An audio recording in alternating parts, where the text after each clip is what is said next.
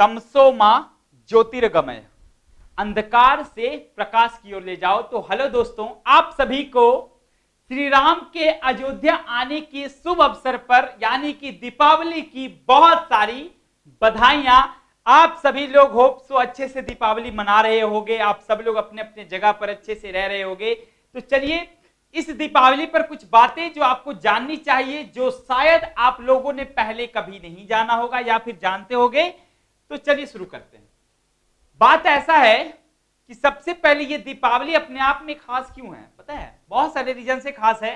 हमारा परिवार इस दिन क्या होता है, हम लोग के साथ होता है और साथ में मिलकर भगवान को क्या करते हैं, मां लक्ष्मी की पूजा करते हैं। और मां लक्ष्मी की पूजा इस आश्रय से करते हैं कि मां लक्ष्मी मेरे घर से कभी जाएगी नहीं, उनका हम ग्रैंड वेलकम करते हैं, हमेशा स्वागत करते हैं, दिल से स्वागत करते हैं। तो कुछ बातें ऐसी होती है जो हमें पता नहीं होता। सबसे पहली बात, रामायण में ऐसा कहा जाता है ना, कहा क्या जाता है, ये सच भी है कि जब राम भगवान ने दुष्ट रावण, एक्चुअल में दुष्ट रावण का वध करके जब वो अयोध्या आए थे ना, तो लोगों ने मतलब कि जनता ने क्या किया था, उनका दिल से स्वागत किया था, दीप से स्वागत किया था। इसी के उपलक्ष्य में हम आज दीपावली नामक त्योहार मनाते हैं। नामक नहीं, अपने आप में खास है और अपने आप में एक प्लेस रखता है पूरे ऑल ओवर वर्ल्ड में। इस दिन खुशियां ही खुशियां छाई रहती है। तो बात ऐसी है कि ऐसा क्या था जो जिसके कारण हमारी दीपावली इतनी खास है। आज राम का युग से लेकर अभी तक और आने वाले युगों युगों तक दीपावली की जो महत्वाकांक्षा है वो कभी भी खत्म नहीं होगी। तो इसके पीछे बहुत सारे रीजंस भी हैं। हमेशा मैं बोलता हूं आप सभी को कि भाई बुराई पर अच्छाई की जीत होती है, चाहे वो आज हो, चाहे वो कल हो, चाहे वो कभी भी हो। लेकिन जब निश्चित समय आएगा तो आपकी भी बुराई पर अच्छाई की जीत पक्की है। हमारे अंदर की बुराइयां भी देखा जाए तो बोला था ना, हर घर में अब रावण बैठा, अब राम कहां से लाऊं। अरे भाई देखो, सिंपल सी बात है ना कि रावण भी गलत नहीं था माना जाए तो। आज की दुनिया के कंपैरिजन में रावण गलत नहीं था। यदि आज की दुनिया देखा जाए ना तो हर कोई क्या है, पापी बना हुआ है। इवन हम आप सभी लोग, सबके मन में पाप है।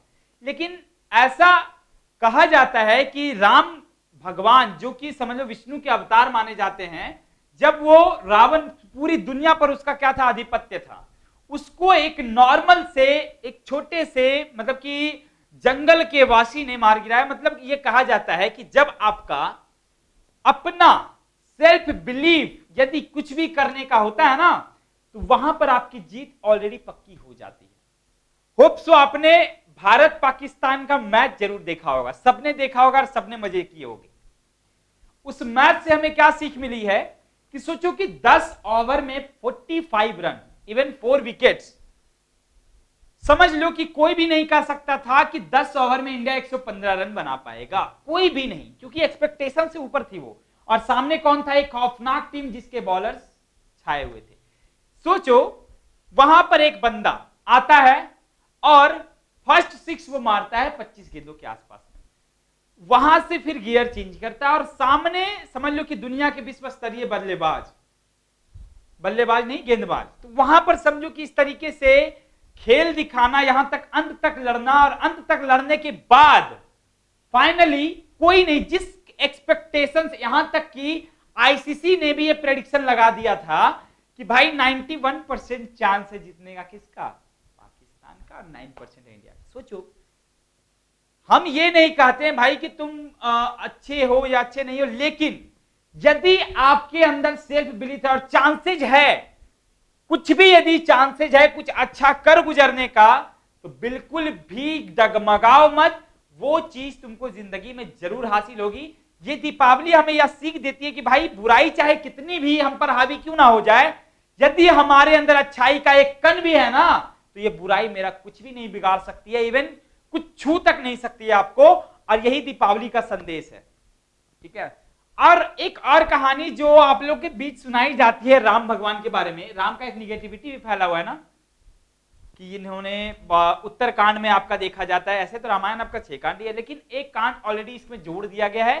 कहा यह जाता है ना कि राम भगवान जो थे खुद को भगवान मानते थे। यहाँ की रघुकुल रीत सदा चली आई, प्राण न जाए पर वचन न जाए, ये कहावत हर जगह पे फैली हुई है।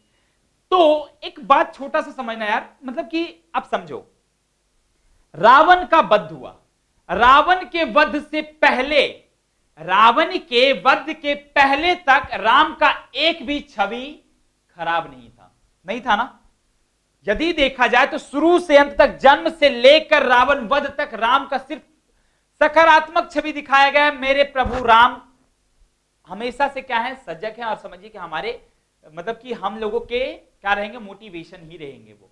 लेकिन समझो क्या कि रावण वध के बाद ऐसा क्या हो गया था। सोचो, सीता माता आई, सीता माता आई कहां, अयोध्या। वहां पर उनको क्या अग्नि परीक्षा दिया गया। उस अग्नि परीक्षा को पूरी दुनिया ने देखा, इवन यहां तक कि देवता, दानव, गंधर्व, हर किसी ने उस अग्नि परीक्षा को देखा। तब कोई भी ऐसा कह सकता था, उस वहां पर ही बात खत्म हो जाती है ये सस्पेंस की। तो समझो कि ये बात फैला कौन रहा है।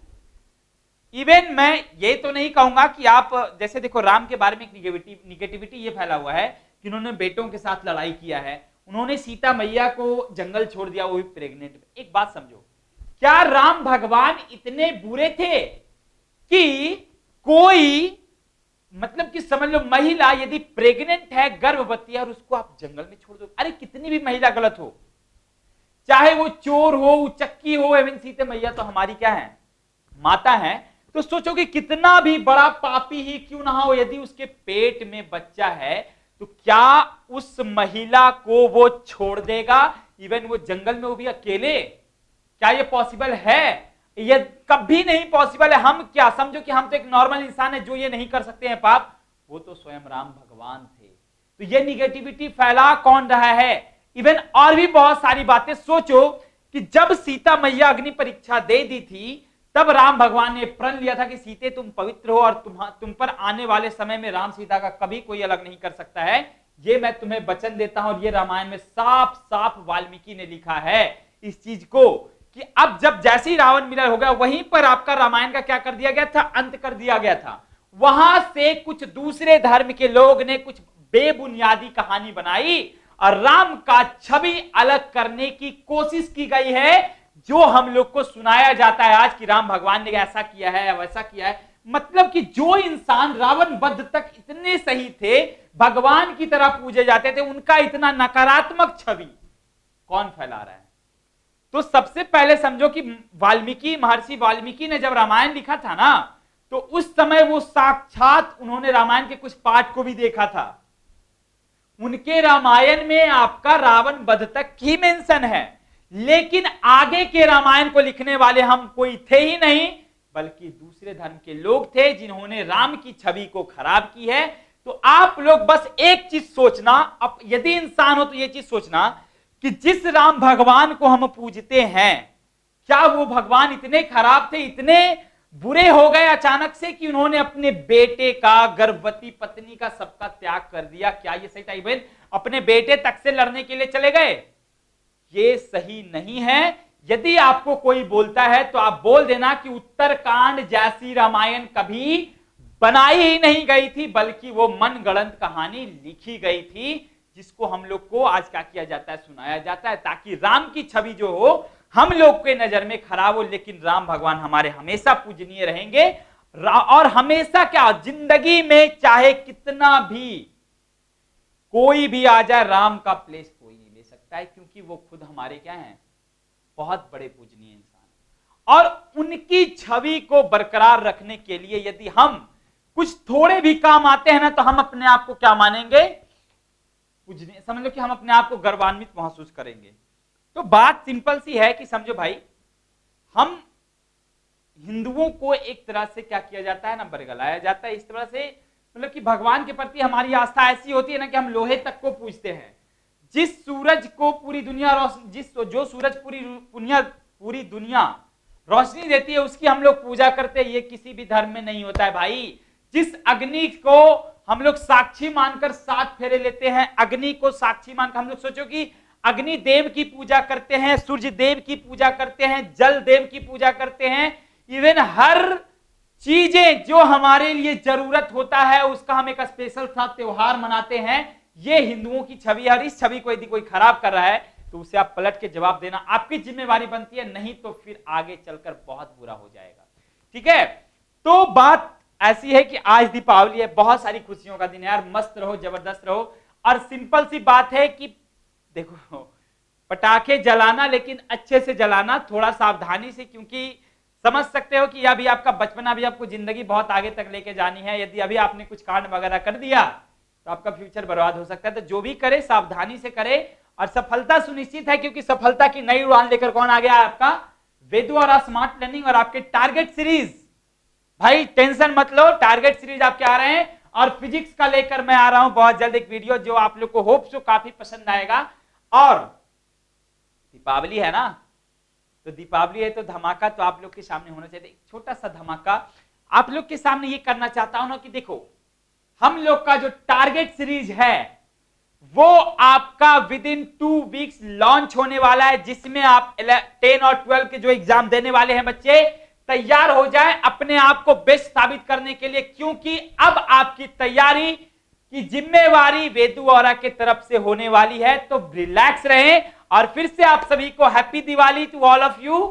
मस्त रहो, जबरदस्त रहो, खुश रहो, सबको खुश रखो और मजे से अपनी जिंदगी को व्यतीत करो। जय Shri Ram, happy Diwali to all.